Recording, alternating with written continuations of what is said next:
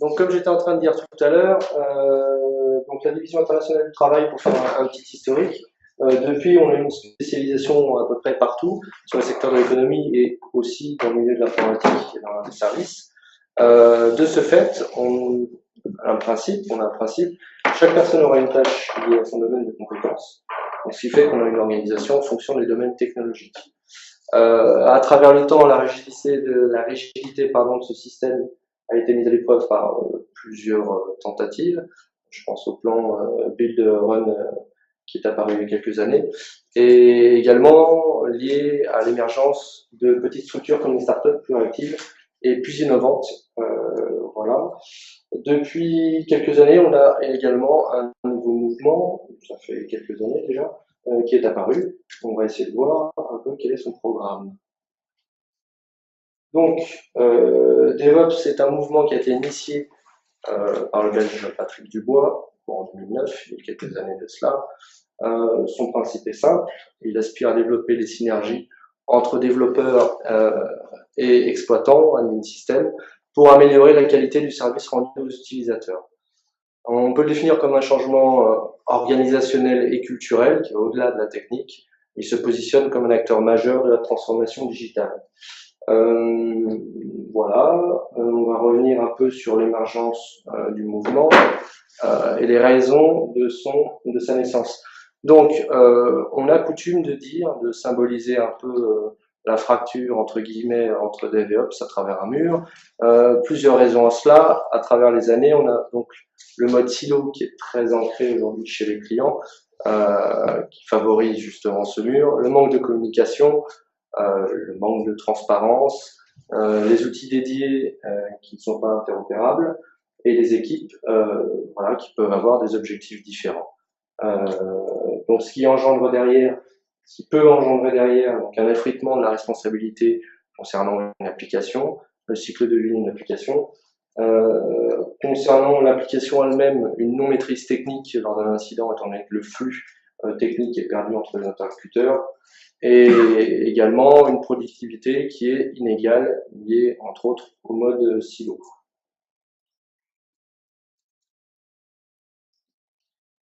Donc DevOps, en quoi ça consiste dans les détails? Donc ça s'inspire des méthodes agiles qui reposent sur des fondamentaux, 4 valeurs fondamentales que sont l'équipe, l'application, la collaboration et l'acceptation au changement.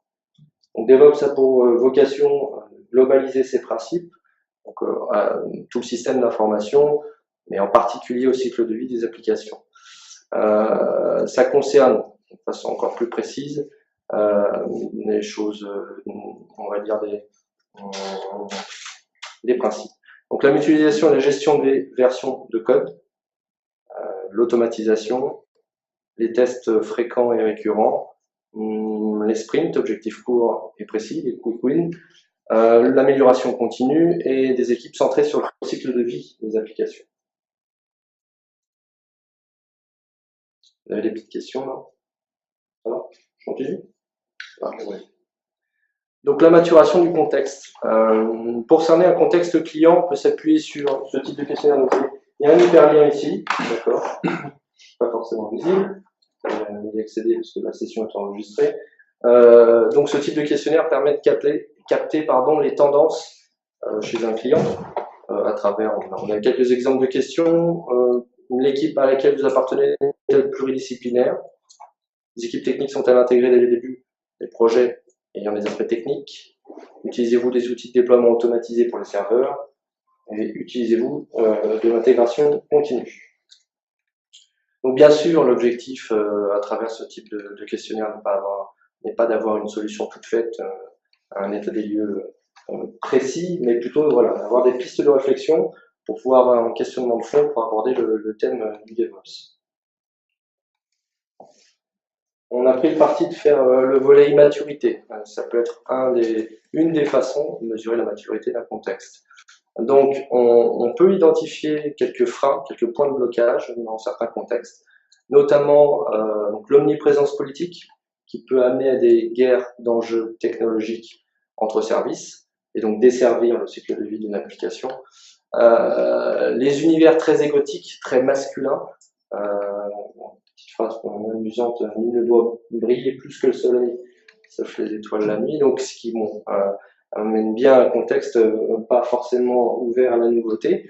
La division des statuts à travers les clients, une fragilisation, une élasticité de l'application, l'opacité de l'information également.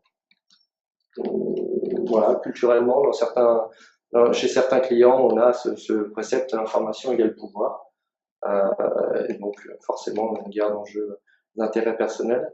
Et le manque de vision, lorsqu'on a plus souvent des responsables plutôt que des leaders, voilà, avec pas de vision et donc pas de veille techno et donc forcément manque de motivation. Donc ces éléments sont autant de principes agiles manqués.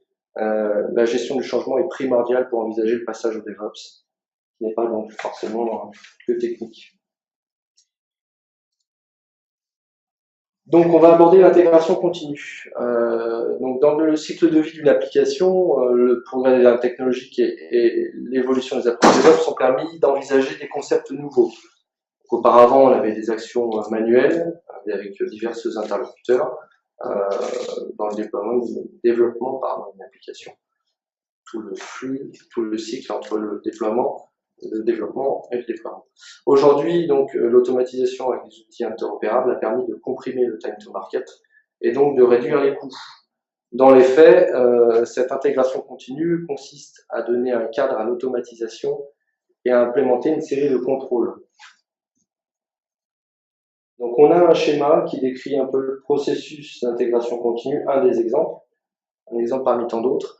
Donc, on a 4 développeurs ici qui utilisent un dépôt de code pour déposer leur code, ils le poussent. Ensuite, on a un monitoring de ce dépôt de code qui est ici, qui transmet ensuite à l'étape suivante. Cette étape va concerner des tests de code qui sont effectués, des tests de code sur un code qui n'est pas compilé, donc qui nécessitera forcément des tests ultérieurs. Et derrière, lorsqu'on a notre livrable prêt, on a également d'autres tests à effectuer pour vérifier que, voilà, lors de la mise en production, tout fonctionne correctement. Évidemment, dans ce processus, on a des notifications d'échec parce qu'on a toute une série de contrôles qui est effectuée entre chaque étape, ce qui fait que, au moindre problème, le développeur ou toute autre personne concernée est informée. Dans les détails, lorsqu'on part du monitoring d'intégration continue et qu'on en arrive donc à la livraison en production, on n'est pas obligé de tout détailler complètement, je le sais en référence également, mais le but c'est vraiment d'avoir une vision et de se dire que lorsqu'on fait de l'intégration continue, on a à partir du moment où le code est poussé sur le dépôt, donc à partir du moment où on développe, on a toute une série d'actions qui sont effectuées, qui vont servir à tester le code, à le préparer, ce qu'on appelle le packager, et derrière à pouvoir le déployer dans un environnement dédié de recettes, et ensuite à pouvoir être retesté une fois que le déploiement est effectué. On a donc une série de tests qui sont voilà, pour la plupart automatisés, mais qui sont pour certains manuels encore. On va parler un petit peu de l'outillage parce qu'on a parlé un peu du processus, on a parlé des acteurs, on a parlé un peu en détail des tests et des déploiements. Aujourd'hui, par rapport à l'outillage DevOps, on a de la nouveauté forcément par rapport à avant. On a de plus en plus d'outils qui permettent de faire de l'infrastructure as code, donc programmable à base d'API ouvertes. Donc, ce qui permet d'avoir aujourd'hui un écosystème de solutions qui est, on va dire, cohérent, en ce sens que les solutions sont complètement interopérables. J'ai cité quelques acteurs majeurs. On a Docker pour la conteneurisation, packaging entre guillemets d'application. On a l'orchestration de ces conteneurs en production avec une solution Docker et également Kubernetes de chez Google. La gestion de configuration donc pour les environnements de production, pour s'assurer de la conformité des environnements de production. Mais on en a plein d'autres. Donc, également, j'ai cru bon de noter qu'il était intéressant que ces outils ont été plébiscités par la communauté open source et qu'ils ne sont pour la plupart pas développés par des géants d'IT. Voilà. Bon, c'est une nouvelle tendance sur la manière d'appréhender l'outillage dans l'IT. L'Adrien nous le dira. Pour référence, on a un exemple. Voilà, c'est Xebia Labs qui fournit ça, une table périodique de l'outillage DevOps, où vous avez, donc c'est vrai que ça peut faire un peu peur au départ, mais voilà, vous avez une cartographie non exhaustive de l'outillage DevOps avec toutes les catégories. Donc on a par exemple SCM pour tout ce qui est source control, gestion de source, de code source. On a le déploiement, l'intégration continue, le cloud avec Azure, le repository management avec Docker qui fournit ça avec le Docker Hub, le testing, la collaboration, containerisation. Voilà, c'est plus une référence qui peut être utile. Donc après l'intégration continue, on a la livraison continue, qui est assez similaire en fait. On va dire que la grande différence, c'est l'absence d'intervention manuelle. Là, on est vraiment sur un process où on laisse découler l'intégration continue et voilà, s'assurant, on fait confiance aux tests qui sont effectués sur le code lui-même et derrière, on fait confiance et on est prêt à partir sur le livrable qui est pondu par ce process de livraison continue pour le déployer directement en production. C'est un process médian entre l'intégration continue et le déploiement continu. On va voir plus tard. Donc c'est similaire, donc, comme je disais auparavant, sauf que effectivement, là, on a derrière le livrable qui est directement promu en release et qui peut être utilisé directement en environnement de production. Pour faire suite à cela, on a donc le Saint Graal des traitements qui est le déploiement continu, qui va encore plus loin, car lui automatise tous les tests qui sont effectués à la main précédemment. Donc là, vraiment les tests fonctionnels qui sont effectués sur l'application, les déploiements en pré-production, les déploiements en production, post-production, post-déploiement, pardon, et donc toutes les séries de codes qui sont effectuées avant et après le déploiement en recette, ainsi que les déploiements eux-mêmes, sont automatisés. Donc là, on a donc ce que je viens d'expliquer brièvement. Ce qu'il faut retenir par rapport à la livraison continue, c'est que voilà, on a les tests post-déploiement, les déploiements en recette, les déploiements en production, qui sont des actions qui sont automatisées. Donc là, on a un process qui est complètement autonome.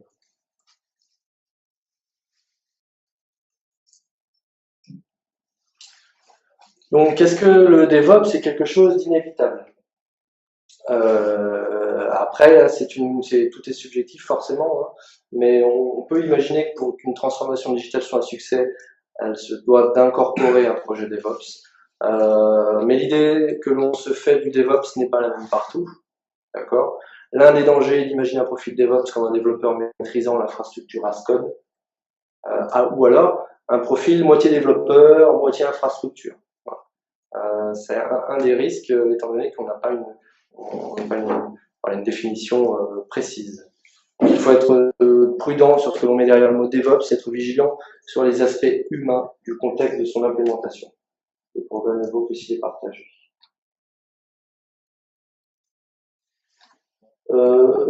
Alors, j'en profite pour faire un petit Rex OpsDev DevOps sur la lutte du saumon, qui est plutôt une expérience personnelle, qui va un peu décrire en détail ce que c'est que le DevOps en concret. Donc, innover à contre-courant.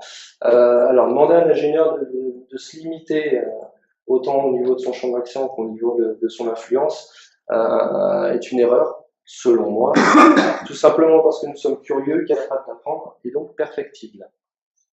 Moi, j'ai commencé l'ingénierie applicative sur le domaine du poste de travail, l'intégration d'applications, ce qu'on appelle le packaging, c'était ma spécialité. Nous participions, on n'était pas seul, au cycle de vie des applications, et le packaging était fait avec des solutions propriétaires, payantes, en mode silo et inscrites dans un workflow. On a vu un peu précédemment, demandeur, intégrateur, production et utilisateur. Donc, ces contextes favorisent l'hégémonie de certaines solutions. Je pense à InstallShield. C'est un exemple d'une des solutions qui, forte de leur position dominante, influe sur le marché, sur les clients, qui favorise donc des profils qui connaissent ces solutions plutôt que la pratique globale de l'intégration applicative. Donc ça, c'est quand même important. La norme de l'intégration applicative sous Windows, c'est Windows Installer. C'est très bien documenté sur le NTM. Donc la continuité de la connaissance. Alors, première expérience, donc l'intégration d'applications côté poste de travail, donc, comme je viens de le dire, répond à la norme Windows Installer. Ça produit une sorte de base de données relationnelle, avec un peu de scripting, quel qu'il soit, PowerShell, VBS, avec un peu d'SQL. On a la possibilité de mailler toutes ces intégrations et de les synthétiser sous forme de base de données, une base de données de référence. C'est quelque chose qui n'est pas forcément proposé aujourd'hui. Je pense à des outils comme SCCM qui, eux, sont là pour faire de la diffusion, qui sont là pour sonder un parc de postes de travail, et qui ne sont pas forcément là pour aller chercher techniquement derrière chaque MSI ce qu'il y a vraiment. D'accord? Donc ça, c'est quelque chose qui est différent d'une gestion de parc. Donc cette solution permet d'alimenter le thème suivant. Donc la qualité, donc mieux comprendre ce que l'on fait et le contexte dans lequel cela s'inscrit. Il faut aller au-delà de ce que l'on a. L'expertise pour déceler les incohérences, je viens de le dire. Partager, donc la formation est à partager avec tous les acteurs. Et la réactivité, effectivement, lorsqu'on décèle des incohérences, le fait de pouvoir les corriger et les diffuser avec des outils de déploiement de masse comme SSL, LMS et autres. Donc cette approche de la gestion d'une partie du cycle de vie d'une application permet en quelque sorte de rendre la vue à un aveugle. Et en ayant une approche globale de qualité couplée à une expertise technique. Donc la normalisation des intégrations. On a côté serveur, côté DevOps, aujourd'hui Docker, dont on a parlé tout à l'heure, qui permet de containeriser les applications, donc qui permet entre guillemets de les packager. Ça c'est plutôt côté serveur. Côté poste de travail, donc on a les MSI dont on a parlé jusque-là. Donc, ils sont normés. Chaque système d'information a ses propres normes également. Donc l'objectif est de s'assurer de leur bon fonctionnement. Microsoft préconise leur vérification donc à la fin de la réalisation d'un package. On peut également personnaliser ces normes pour les adapter au contexte client et pouvoir en quelque sorte avoir des filets de secours quand on produit des réalisations, des choses qui sont faites côté serveur comme côté poste de travail. Ce qui est intéressant de noter, c'est que ces vérifications peuvent être couplées avec la base de référence qu'on a nommée auparavant. C'est vraiment des composantes qui marchent très bien ensemble. On peut les utiliser les unes indépendamment des autres, mais le fait de pouvoir vérifier les normes clients à travers un MSI et également à travers une base de données permet vraiment de vérifier la cohérence technique des applications, des intégrations. Et encore une fois, on en vient un peu à remettre en question la méthode qui est utilisée chez beaucoup de clients de faire des recettes techniques. C'est-à-dire quand on fait une recette technique d'une intégration côté poste de travail, en général on prend un poste représentatif du parc, on fait un déploiement dessus, on teste si ça marche correctement, on le fait valider, et voilà. Sauf que quand on utilise cette méthode, on n'a jamais suffisamment d'applications sur le poste de référence, on n'a pas toutes les applications, on n'a pas un poste qui est à l'image de la production parce que la production n'a pas d'image fixe. Chacun a une image différente sur son poste. Là, l'avantage, c'est que ça permet de voir techniquement, réellement, comment ça se passe avant d'être déployé. Donc, choisir des outils innovants. Pour revenir sur ce qui se fait côté DevOps, c'est pour ça qu'on le raccroche aussi à STEM. Alors, Microsoft a développé, il y a quelques années, déjà, une solution qui est aujourd'hui open source, qui s'appelle Wix, le installeur XML. Cette solution est aujourd'hui native à Visual Studio. Comme je le dis, elle est gratuite, nécessite aucun IDE particulier, on peut limite utiliser des notepads. Elle est interopérable et automatisable, donc elle répond aux critères qui ont été choisis pour développer des solutions DevOps avant l'heure, si je puis dire. Donc, il est possible de réaliser des intégrations dynamiques, d'accord. Après, quelques détails techniques. Mais ce qui est intéressant de noter, c'est que, en fait, lorsqu'on a une approche qui est, on ne va plus créer des applications au jour le jour, c'est-à-dire, on a une demande, on crée une application, on a une demande, on crée une application. Le fait de pouvoir les automatiser, ça permet de réduire considérablement le temps nécessaire à réaliser l'intégration. Et limite se poser la question, quel intérêt ai-je encore si j'automatise ces intégrations à posséder cette étape, à avoir une étape dans le workflow. Donc ça élimine vraiment cette étape, ce workflow demandeur intégration, si vous tentez qu'on fasse glisser cette automatisation côté demandeur ou développeur. Et donc pour aller plus loin, donc ça c'est en fait une combinaison de différentes expériences clients. Pour aller sur la dernière, un petit retour d'expérience sur voilà, une collaboration franco-belge, un développeur belge et donc moi côté France. Donc le but ça a été de fluidifier au maximum le cycle de vie d'une application et le simplifier. Donc, étant donné qu'on a une intégration qui peut être faite avec Wix et qui s'intègre dans Visual Studio, et que l'on a donc le développement qui est fait côté Visual Studio, si on réunit les deux au sein d'une même solution, on a la possibilité de se rendre dispensable. Et le développeur a son intégration qui est prête au sein même de Visual Studio. Et on peut commencer à faire ce qu'on appelle l'intégration continue avec TFS, voilà, Visual Studio Online, PowerShell, PDQ Deploy, voilà, les outils qui ont été testés et qui ont permis de mettre en place une intégration continue. On est allé un peu plus loin parce qu'on a créé une mécanique de déploiement qui était déjà prête, donc qui a permis aux développeurs de pouvoir, on va dire, glisser son artefact directement dans l'outil de déploiement et pouvoir être autonome donc, sur le flux et également sur le déploiement en environnement de recettes.